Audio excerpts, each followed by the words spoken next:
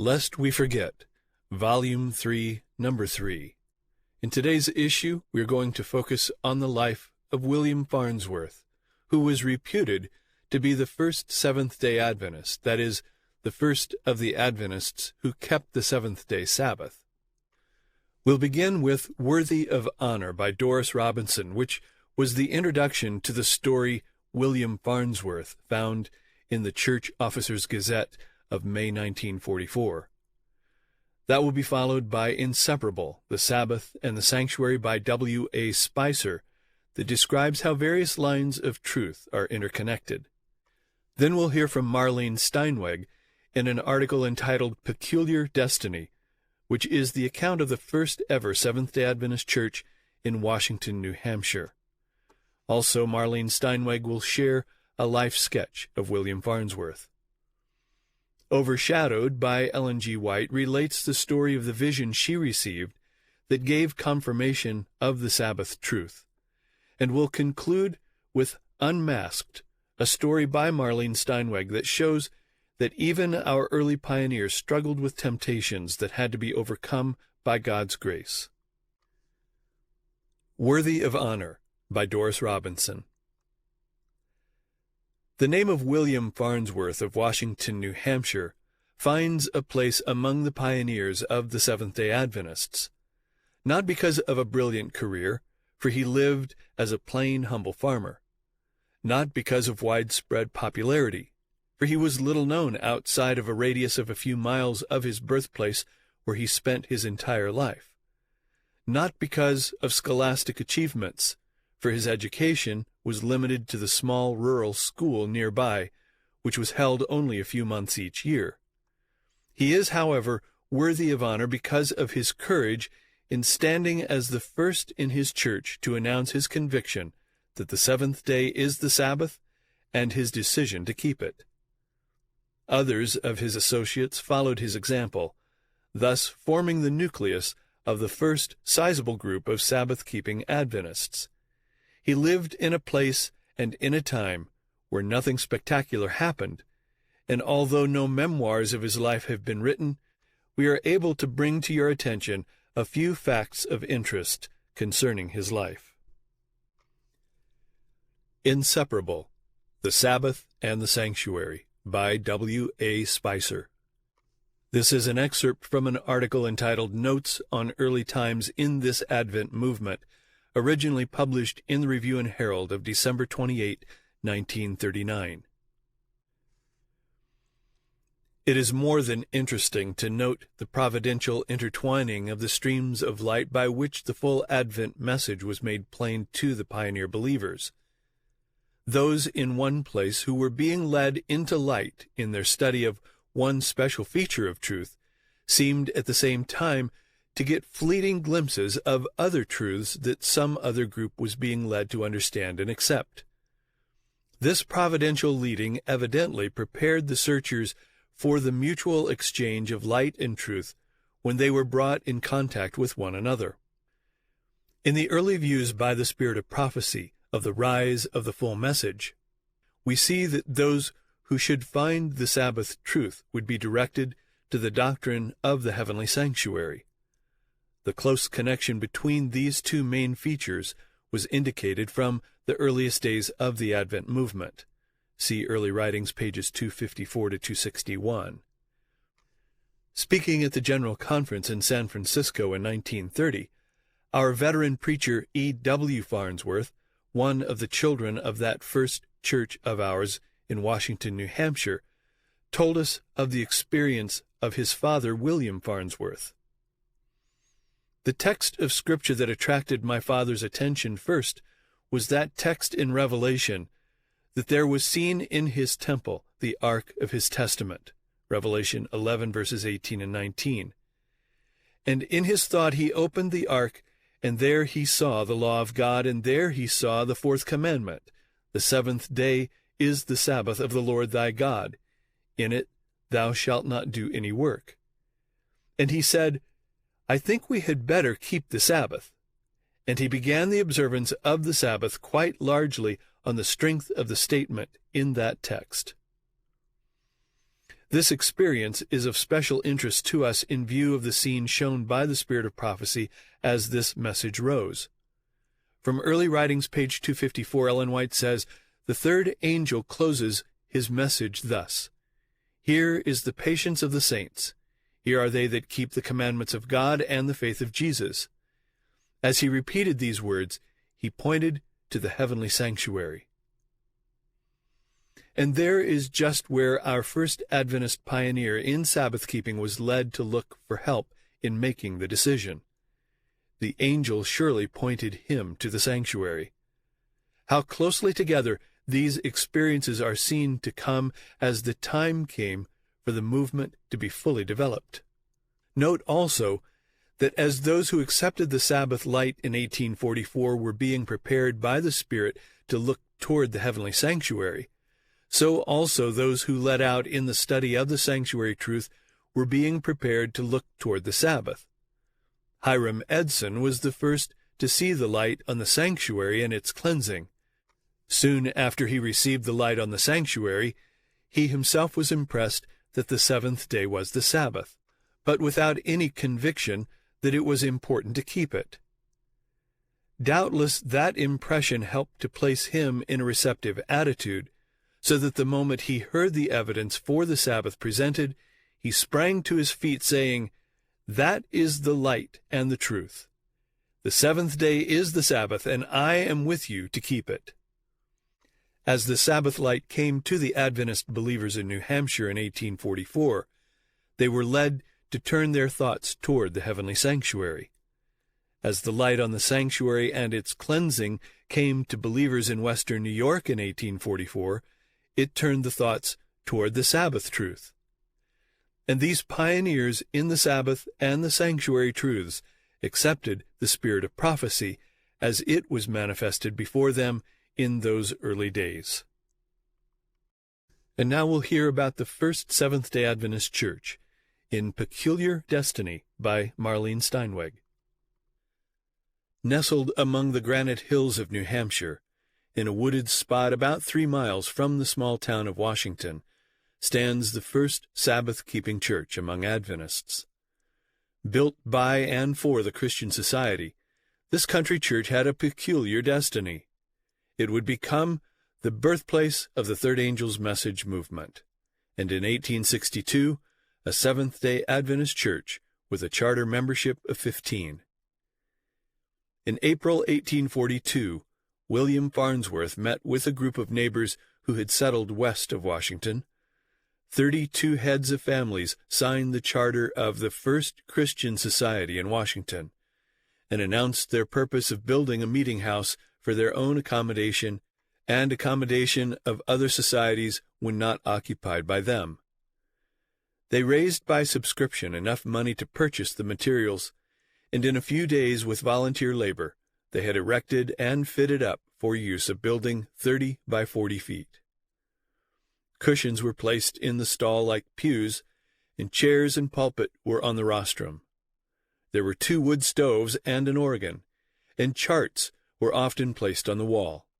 Even today these remain as they were in the early times of the message.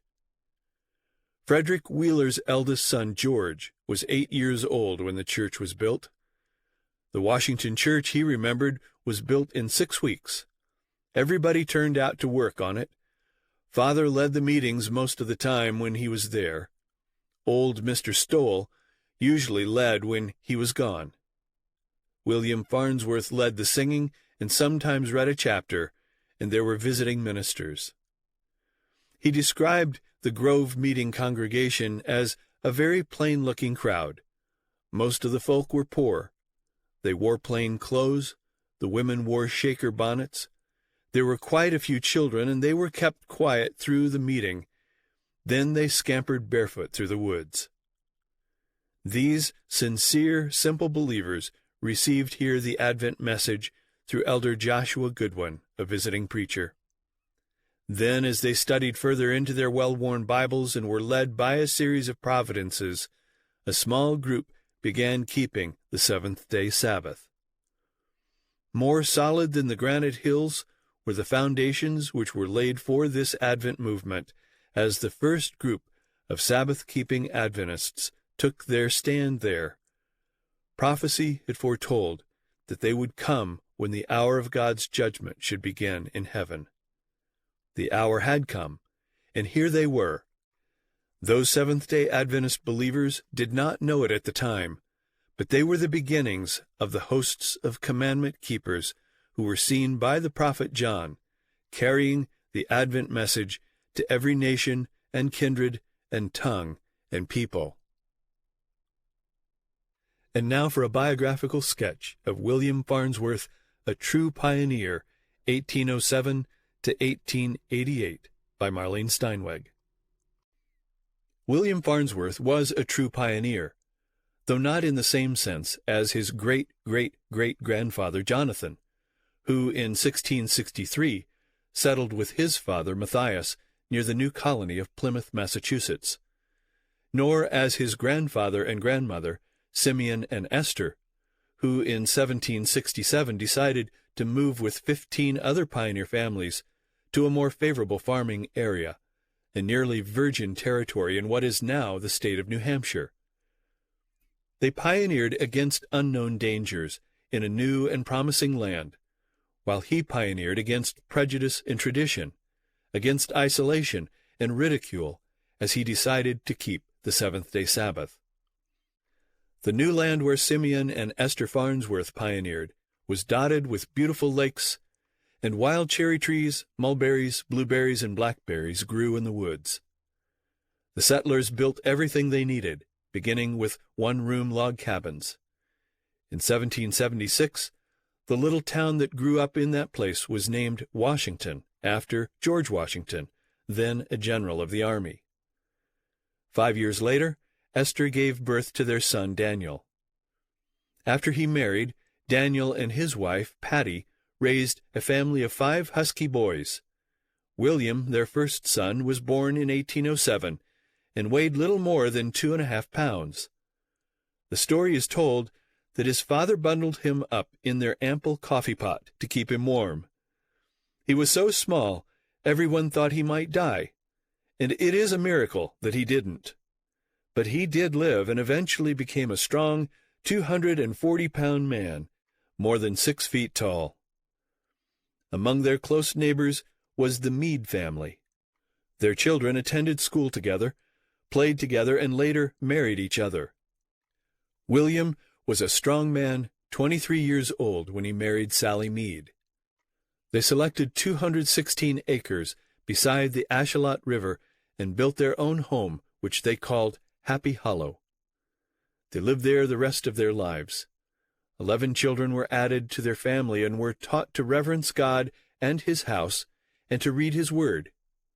One exciting night, November 14, 1833, William and Sally had the thrilling experience of witnessing the solemn rain of stars, which was one of the signs that the second coming of Jesus was approaching. In 1841, William joined a group of 32 neighbors to form the Christian Society of Washington, New Hampshire. At that time, they constructed a large church close to their homes. Within the walls of that little country church in Washington, New Hampshire, the lives of William and Sally and their children and the lives of many of their friends were to be changed forever. William was president of the Christian Society in 1842 when he invited a visiting minister, Joshua Goodwin, to preach in their church the next Sunday. Great attention was paid to his sermon when he announced, "Jesus is coming to this earth in 1843. Are you ready?" Because of their interest, he met night after night with the people to study the prophecy of the 2300 days from Daniel chapter 9. William and Sally, along with most of the members of the Christian Society, became Adventists, joyfully awaiting for the coming of Christ to cleanse the earth. By mid-August 1844, Advent preachers were sounding the midnight cry everywhere, spreading the astounding message that prophetic end time and Christ's second coming would be October 22, 1844, according to a more accurate prophetic chronology proposed by Samuel S. Snow. But Jesus failed to appear as they had believed, and the little group of the Washington Christian Church experienced the great disappointment that was felt by all the Advent believers. Though some fell away in discouragement, not all were defeated. The Farnsworth family was one that continued believing the word of prophecy. Another life-changing message entered the lives of the members at the little Christian church in Washington. Before the disappointment in 1843, Rachel Oakes moved to Washington to live with her daughter, Delight, who was the schoolteacher. Rachel was a Seventh-day Baptist, but worshipped with the Adventist group there in the little Christian church. She shared with the little group the history of how Constantine had passed a law in A.D. 321, changing the day of worship from the seventh day to the first day, but that the fourth commandment had never been altered by God and was still binding on Christians. Many of the members scorned the idea. Meanwhile, Frederick Wheeler, a visiting Methodist and Advent minister, preached a powerful sermon at the Washington church about the second coming and the importance of keeping the commandments of God. Later, Rachel Oakes reproached him about this and challenged him to live what he preached by keeping the right Sabbath. As a result of this, and after prayer and Bible study, he began keeping the seventh-day Sabbath. He preached his first Sabbath sermon the last weekend of March 1844, which made him the first Seventh-day Adventist minister. Upon reading Revelation 11, verses 18 and 19, William Farnsworth had been impressed that the Sabbath of the Ten Commandments was still to be kept by Christians. Sometime between the disappointment and the first Sabbath in January of 1845, he declared publicly his decision to keep the seventh day holy. He was the first Advent layman to keep the seventh-day Sabbath. Others in the church were influenced by William Farnsworth and also by the indomitable Rachel Oakes to decide for the seventh-day Sabbath, and soon a group of about 16 were meeting together. They could no longer worship in the church at Washington, for their decision to keep the Sabbath meant separation from their Sunday-keeping brethren. The next Sabbath, instead of going to the fields to work, William and Cyrus and their families joined together at their father's home to keep their first Sabbath. On Sunday, William and his eldest son, John, went to work in the fields. Though some neighbors did not agree with them and even threatened to have them arrested for working on Sunday, nothing came of the threat. Later, other church members joined their group. This group is believed historically to be the oldest body of Sabbath keepers among Adventists. At least 16 years passed before this group was officially organized as a Seventh-day Adventist church, and the Washington Christian Church building officially became their worship place. In early 1845, Joseph Bates visited Washington, New Hampshire to study the Sabbath message with them there. He found that Farnsworth and the others had begun keeping the Sabbath a few weeks before he himself had. In the autumn of 1846, James and Ellen White also began keeping the seventh-day Sabbath. On April 7, 1847, Ellen White had a vision regarding the fourth commandment, Sabbath, which affirmed this doctrine as a basic pillar of faith. Different persons in various places have been led by God into an understanding of Sabbath keeping and its important place in the third angel's message. On June 30, 1855, 43-year-old Sally Farnsworth died after a 10-hour illness. It all happened so suddenly. William knew he needed help with the children, and was not slow in filling the great void Sally had left with a young bride, Cynthia Stoll, 25 years old at the time. They were married several months later on September 19, 1855. William and Cynthia also had 11 children, making a total of 22 for William. From the Farnsworth home, 3 sons, Eugene, Orville, and Elmer, became ministers, and one daughter, Loretta, became the first woman SDA Bible instructor. Of the 16 children born after 1843, all but one lived faithful, consistent lives as Seventh-day Adventists. The influence of William Farnsworth lives on in his children, his children's children, and great-grandchildren. Through the influence of his descendants, hundreds have directly and indirectly been led to see and accept the message. All this happened because, though an ordinary man and a common farmer, William Farnsworth, as a true pioneer, did not hesitate to step forward even in the face of ridicule, to follow Christ's leading as the Holy Spirit opened new light to his understanding. Overshadowed by Ellen G. White. This was taken from the book Early Writings, pages 254 to 256. As the ministration of Jesus closed in the holy place, and he passed into the holiest and stood before the ark containing the law of God, he sent another mighty angel with a third message to the world. A parchment was placed in the angel's hand, and as he descended to the earth in power and majesty, he proclaimed a fearful warning with the most terrible threatening ever borne to man.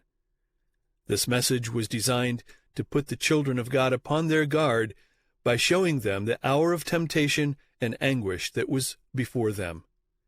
Said the angel, "They will be brought into close combat with the beast and his image. Their only hope of eternal life is to remain steadfast. Although their lives are at stake, they must hold fast the truth." The third angel closes his message thus: "Here is the patience of the saints. Here are they that keep the commandments of God and the faith of Jesus." As he repeated these words, he pointed to the heavenly sanctuary. The minds of all who embrace this message are directed to the most holy place where Jesus stands before the ark, making his final intercession for all those for whom mercy still lingers, and for those who have ignorantly broken the law of God.